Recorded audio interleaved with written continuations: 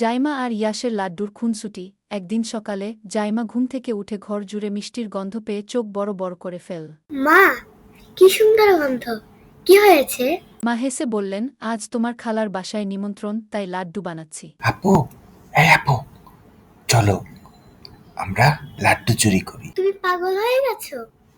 মা ধরলে কপালে দুঃখ আছে। আরে আপু, তোমার উপরে ভরসা আছে, তুমি পাহারা দাও, আমি মিশনটা কমপ্লিট করি। ইয়াস ধীরে ধীরে রান্নাঘরে ঢুকে একটা মাটির হাঁড়ির ঢাকনা তুল। ঠিক তখনই একটা চামচ পড়ে গেল।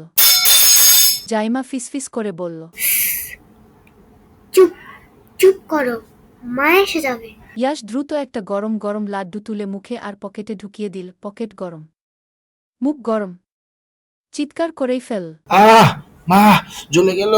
মা দৌড়ে এসে দেখেন ইয়াস দাঁড়িয়ে আছে এক পায়ে লাফিয়ে, মুখ লাল আর পকেট থেকে ধোঁয়া উঠছে। মা হেসে বললেন, এই জন্যই বলি চুরি করলে আগুনে পুড়তে হয়। দেখো, ধৈর্য ধরলে মিষ্টিটাও ঠান্ডা আর শান্তিতে খাওয়াও যায়। ঠিক বলেছ, পরের বার আর চুরি নয়, শুধু খাওয়া।